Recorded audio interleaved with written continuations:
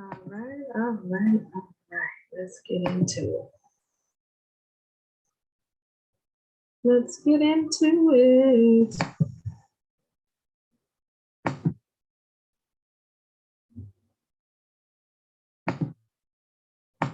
Come on, acting crazy. All right. Hey, everybody, it's Kendell Lenice, and welcome to Reviews and News. As you guys know, I don't go live directly through YouTube. I go through another source. There's more than one way to skin a cat. I'm not sure why we're skinning cats, but that is the same. So please, before we even get started on this review, this is Reviews and News. I am your host, Kendell Lenice. Before we get started, make sure you subscribe. I just had an exciting day today. I hit over 30K on TikTok. So all that TikTok love needs to come on over here to YouTube so I'll be able to stream live on YouTube. But for now, that's all right. I will come to you this way. All right, so you've been asking for the review of The Real Housewives of Potomac, Season 6, Episode 7. I'm a little late with this one. The new one, Episode 8 comes on tonight. So I'll be giving you that probably tomorrow night. I'll be doing that review, and then I will be back on track. But I definitely wanted to get this one here before the new one comes on. So I was like, let me jump on real quick. My daughters and I just watched it. As you know, I watched this one with my daughters. This is the favorite of the franchise for me because it is The Real Housewives of Potomac. And that's semi close by to where I am. And I love it because I know and am familiar with the areas and the places that they go. All right. I know some of the people that they know and get a lot of the inside information. I know some of their relatives of some of these women. But the way that I do my review, I like to be fair. I don't want to use favoritism, but I'm giving my honest review as you all asked for. All right, so we are still in Williamsburg, and of course I'm looking down because I have my notes. I want to be clear on what I'm talking about, and I want to make sure I don't miss anything. All right, so we're still in Williamsburg, and we're at breakfast. We're at the big breakfast table, and everybody is talking about Gizelle still. So Gizelle takes Robin outside while everyone else is at the table talking about her and her shenanigans from the night before. So Robin and Gizelle are sitting outside. And I love the fact that Robin and Gizelle are great friends. And she pulled her aside to have more of the conversation that they had the night before about Juan and Robin's inability to really get up and do things. As we kind of see, she is depressed and she doesn't have any motivation. So as a good girlfriend, Gizelle pulls her outside and says, what's going on? You got that fine husband telling you ain't attractive because you ain't getting up. And Robin's like, yeah, pretty much. And she almost has imposter syndrome when I look at it. She doesn't feel like she's worthy of her success. And she has PTSD from her losing everything, her being betrayed, her having disloyal business and personal people around her, her losing everything, house being foreclosed, them having to start from zero. So I get what she's saying. And Gizelle says she wants to give her some tough love. And Robin begins to tell her that, she has all these great opportunities, but she's not calling them back. We all know that she has embellished with her hats and some other items. And she said Macy's called, TJ Maxx called, and Gizelle's looking like, what? What did they say? Robin's like, I don't know what they're offering because I never called them back. And Gizelle's like, wait a minute, what's going on with that? And again, she really thinks she has PTSD when it comes to what she's been through. And they're sitting outside and they're having this discussion. And Gizelle says she didn't want to bring this up in front of the rest of the ladies. Now, as I said before, when Gizelle is a friend, she's a friend, and maybe she calls some friends and maybe she doesn't. And the people that know her say that she's a good friend. And I'm not sure if everything we see on the Housewives is real or if it's just heightened for the show. And let's talk about the house still. So as they're outside talking, I'm like, this house is amazing. Williamsburg is amazing in this light. I've never seen it in this light. I'm like, this house is amazing. I'm going to have to, find out what house they're in and might have to, just ride past or just to see, how much it costs to stay there, how much it costs to stay in the cottage, like what's going on. Do they rent that out for parties or events, or is it just for folks to come and stay in an elevated way? So we'll find out. But Karen got on my nerves this episode. Now, sorry for all you Karen fans. I like to just keep it neutral and not really take too many sides, but I am honest with my opinion and what I see. And Karen was annoying to me because every time they show her, she's talking about Gizelle. Like in one way or another, she's talking about Gizelle, and it's just so petty and catty at the end. Like, come on. Like, come on. Like, stop talking about Gizelle. Every episode, every scene, she's taking a pot shot. Either be friends or not, but come on, ladies, we're too old for this. Stop talking about it. And then you see Gizelle talking about her. And my daughters and I were talking. My daughter was like, but Gizelle talks about her too. I was like, it doesn't seem like she talks about her as much, like taking these digs. And I guess it makes for a good show, but after a while watching it, it becomes annoying to the viewer, at least me viewing it. But all the ladies are in the pool and Gizelle is at the lead and she's trying to do the water aerobics. They have on their swim caps and, Gizelle said that's what keeps her body tight and right. And at 50, she got a nice body. No matter if you like her, love her, indifferent about her, she has a banging body, especially for her age. So I would be doing it just to try to get a little bit of that, get a little tucked and a little pushed in. And, I would do that, but so she was doing that. And some of the ladies had on swim caps. And of course, Karen said she didn't want to get her hair wet for her event in her hometown. And Mia was up there with her, but all the other ladies got in the pool. Wendy came with her body, yada, yada, yada, yada, with that bronze bathing suit, which was a pretty color. Her skin is glowing. Like, I don't know if she's getting, facials or different makeup, but her skin is looking beautiful. And it's that sun-kissed, dewy, bronzy kind of look. It's beautiful. But so Karen, of course, well, let's just talk. Ashley joins them, right? She joins them for what is this, day 3? She joins them and Ashley comes in and she got her corona, so ain't nothing changed. That's Ashley. And she begins to talk to Karen. And of course, Karen is really escalating the events of the night before. Yes, we all know what Gizelle said. We all know what transpired. But if you were listening to Karen, it sounded like Gizelle was just wrecking and wreaking havoc at the table. And you. And some might say she was, but I think it was a little extra exaggerated because of Karen's feelings for Gizelle.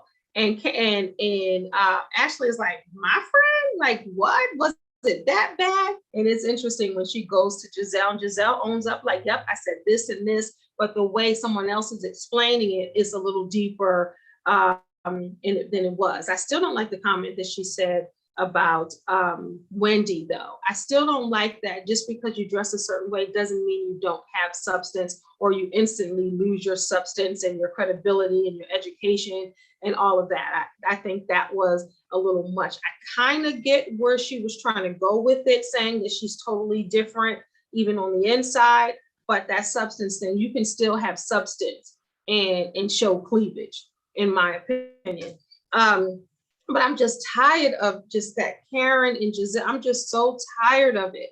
And even Karen talks about uplifting Black women and being there in a sisterhood. But on the other hand, she's still tearing Gizelle a new one. She's still tearing her apart. So if she really believed that, then she would extend that to Karen as well. And I get the history and the background, but if they're going to turn over a new leaf and you're going to be pushing sisterhood, then you guys need to squash it or just stop talking to each other and talking about it, because it's getting old after a while. And this is not a team Gizelle or team Karen, it's a team sisterhood, and it's just getting too much. Like, these are grown women, these are adults in their 50s. It comes to a point where you just gotta not even entertain it anymore. So Ashley and Gizelle sit down and they go over the goings on of the trip. So Ashley comes to Gizelle and say, yeah, Karen was saying this. And then Giselle's like, okay, let me tell you, this is what happened. That's what happened. And they brought up the situation with Eddie. And Gizelle and Ashley didn't believe the rumors about Eddie, which is Wendy's husband. They didn't believe it and they brushed them off. But I understood why Gizelle didn't go to her, because anytime Gizelle goes to someone, sometimes she don't know how to say it, or sometimes it's received wrong. But she said, Ashley, go talk to Wendy, because you've had similar situations and it seems like it's coming from you. Coming from you would be better than coming from me, because y'all already know how they feel about me. And I got that, and later we see that play out. So I'll just table that for a moment. But then they go to the grill and everybody's at the table. They're ordering up their drinks. Of course, Ashley and that dang on Corona. And can you have Corona when you're still breastfeeding? I'm not sure, but I guess so, because she cares about her health and them babies, and she's having it. So I guess so. They're ordering drinks and they're kikiing and they're ordering their foods and their salads without the croutons and this and that and the third. And they flashed by Mia, but I couldn't help but to see that red lip. It's something about a red lip that pops. So Mia was beat to the gods. She had her red lip, her full lips. It looked good. Her face looked pretty.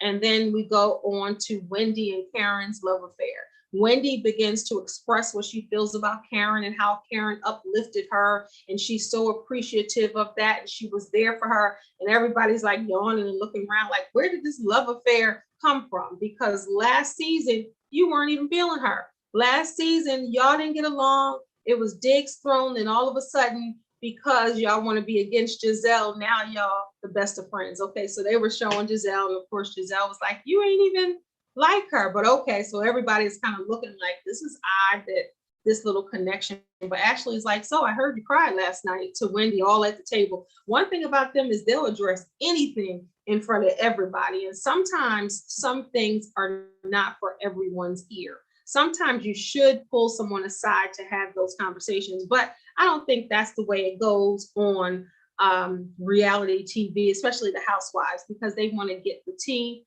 and they want to get the messiness, and that's what they get.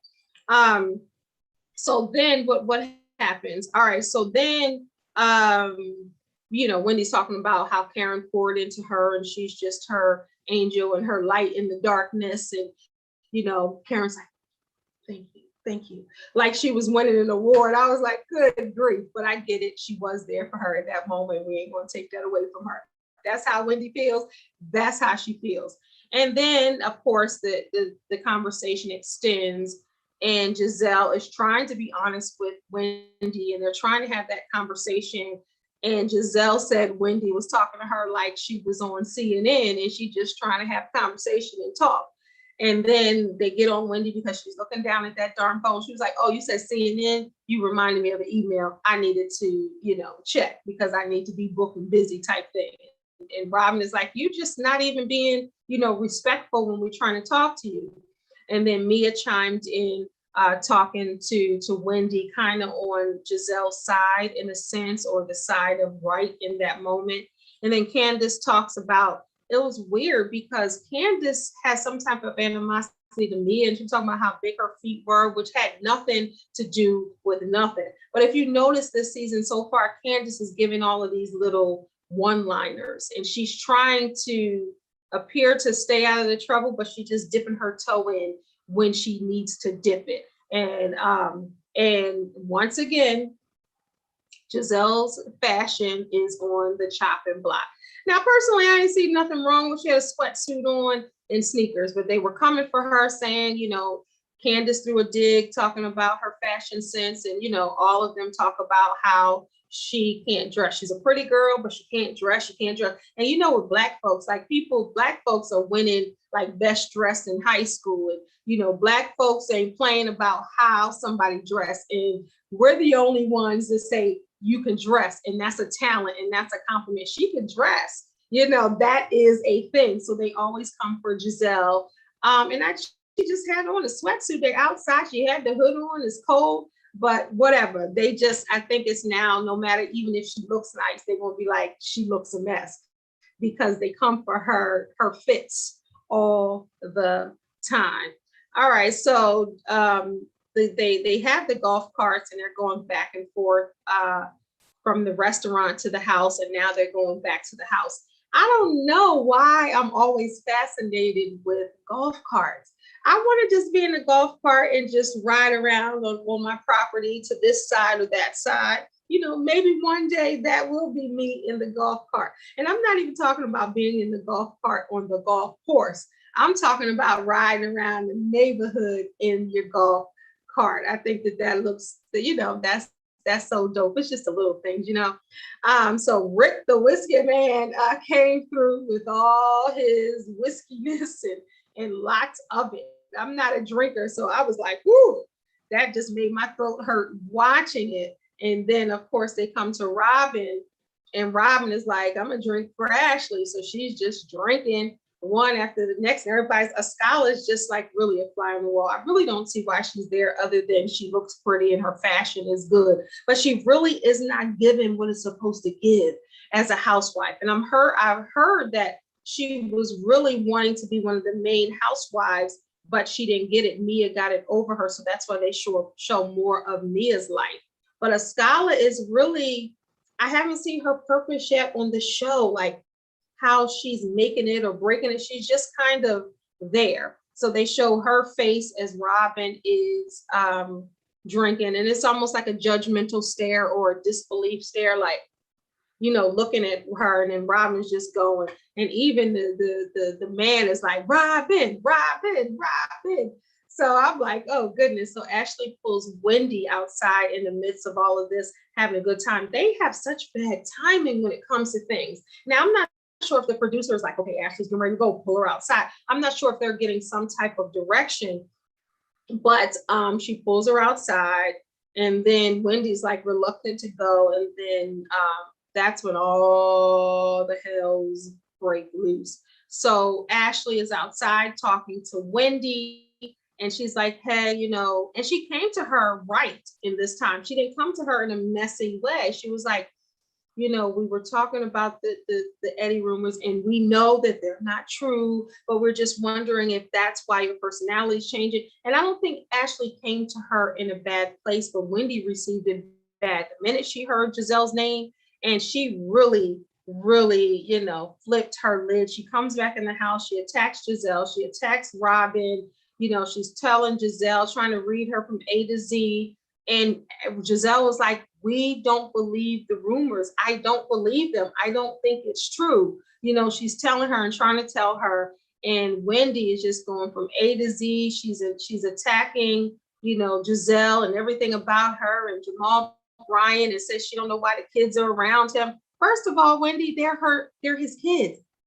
Those are his kids. Why would you have those kids around Jamal? They're his kids. So no matter if you like the man as a person, he is their father. So that part, I was like, what? And the minute that something happens, people always want to attack the woman in the relationship. Do y'all notice that? It's like Gizelle don't have no control over what Jamal Bryant is doing. You know, I get what Wendy was saying, you're choosing him, but Gizelle is a grown woman. She knows what she's getting into, and she knows what's happening, but she's not going to keep the kids from him. Those are his kids. And I think for a moment, Wendy was just trying to read so much, she forgot. And she was talking about, you know, and people in relationships always want to attack another person in a relationship.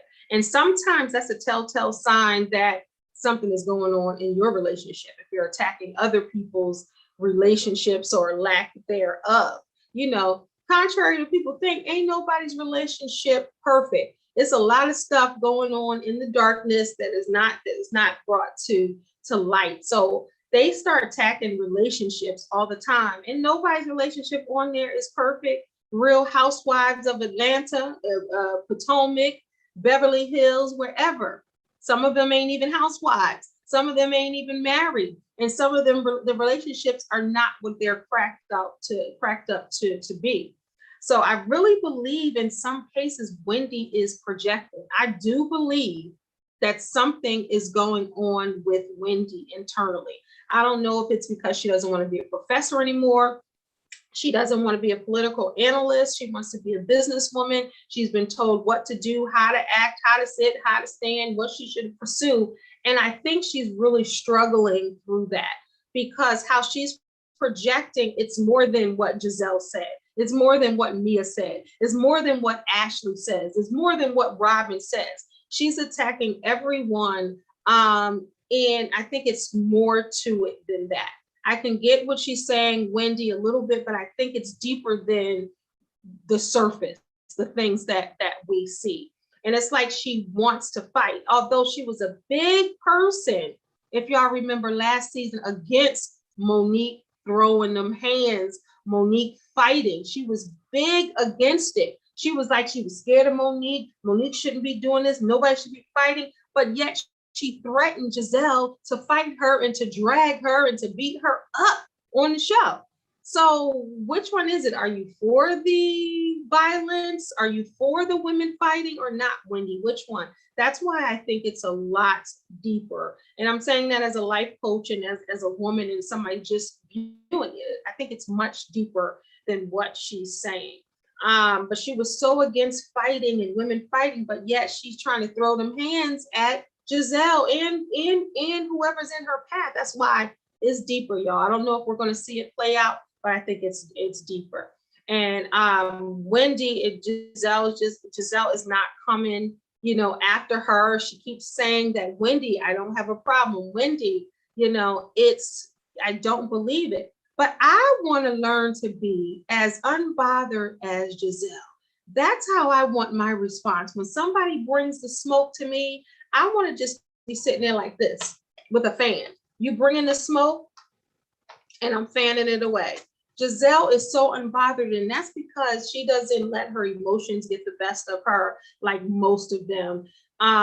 Or even me sometimes. She just sits there unbothered. I have to take some classes from Gizelle on that one, because Wendy was doing a lot. She was walking around, they was trying to get security, and all the women were just sitting there like, and of course Karen was like agreeing, and Gizelle is telling her she don't want any smoke. She doesn't believe it. The reason why Ashley said it, the reason why Gizelle didn't say it, and the main thing was, why didn't Gizelle tell me? Why did she send Ashley to tell me? She didn't send her per se.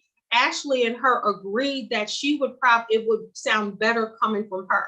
And they tried to handle it gently. And they said it, both of them, that they did not believe it. But they're saying something is sparking Wendy's changes. And I wouldn't say just the dress change, but something inside of her. And maybe this is who she was, always wanting to, this Wendy, this Zen win. And she keeps saying Zen win, but she ain't nothing Zen about that win. She's ready to throw them bows and fight. So I don't know about that Zen part. And she mentioned that in a couple episodes. So maybe she sees that it ain't no Zen going on. And then they flash to Rick, the whiskey guy from the distillery. He's still there. So he's looking at all of this Black lady drama, and he is still there. And I was like, how embarrassing. Are we going to be a stereotype? But hey, it's on national TV. You're going to get what you get. You're going to see what you see. And old Rick was still there, and he heard it all. But Gizelle, I get why they get mad at Gizelle, because Gizelle says what she feels. She asks the questions that she asks. She's bold with it. And sometimes it's crossing the line in how she's saying it. But one thing about Gizelle is she still owns what she says, good, bad, or indifferent. And she does apologize when she needs to apologize if somebody comes to her. And I don't think that she has anything against Wendy, you know, and I'm so tired of this narrative that I keep seeing on TikTok and Twitter and Instagram that Gizelle doesn't want to see a brown-skinned person win. I don't believe that. And I'm so tired of this colorism conversation. You know, why can't we are all Black women at the end of the day? And I do not believe she is acting like that with Wendy because she's brown skinned and she doesn't want to see a brown skinned woman look beautiful and be successful. That's what I'm seeing online. Now, I'm not even taking Gizelle's side. This is my personal opinion. I don't believe that Gizelle is colorist and she's concerned about a brown skin. She, you know, her children are brown skin, and I don't think that she isolates or treats her children differently because they're brown skin, you know, and she does like, I mean, come on. Like, I don't think that's the reason why. If that, she wouldn't be friends with, you know, she wouldn't have been friends with Wendy last year. Now, some may say, because Wendy wasn't fine last year, she wasn't showing her boobs, she wasn't doing this. And people are going to say what they say. People are going to say she don't like brown skinned people, and that's going to be the conversation. But I kept hearing that. I was like, I don't believe that's the reason. Just because, well, then she calls herself the Green Eye Bandit. She does have green eyes, and so does Robin. Does that mean she thinks that she's better? I don't think that. I don't know her personally, but I don't think that's the beef with Wendy. Because if you think about it, with Ashley, if we want to do the colorism conversation, she was like that with Ashley. She was like that with, you know, anybody that comes in, she got to fill you out. And then once she fills you out, and once you prove your loyalty or prove your friendship, or she likes you for whatever reason, then she rides for you. She likes Candace, and she likes Ashley, and she likes Mia now, and she likes Robin. And a scholar, you don't really see them interact yet, but she liked Wendy too. I think the only one she really doesn't like is Karen, and I think she actually likes Karen, and Karen likes Gizelle, but it's been so much pain and hurt. I think that they can't get past it. And it's a shame when you see, you know, a friendship, you know, just dwindle away, especially grown women, but they both done so much. So we don't know if they're ever going to be friends again, but they're shady on Twitter. They're shady in the confessionals. And I thought that Candace and Gizelle were okay, but Candace is very, you know, she says little things about Gizelle in the confessionals. I wonder how that plays out in their real friendship. But I can't forget when Candace approaches Ashley in the kitchen and she's gathering her milk and getting it together. And Candace says, get your milk and leave. You created all of this drama. I would never bring up something that I seen in the blog to you. And at first I was like, but you did with Michael. And then my daughter reminded me it wasn't a blog, it was a text that she got. And then they confronted Ashley. But Ashley was cute, cool as a cucumber when they confronted her about Michael, either that she just was being unbothered or she knew who she was married to. One or the other. But, you know, and then Ashley, you know, sprinkled her little mess and got in it. And then she left, exit stage right, and got her little milk together and went back to DC. And there we have it.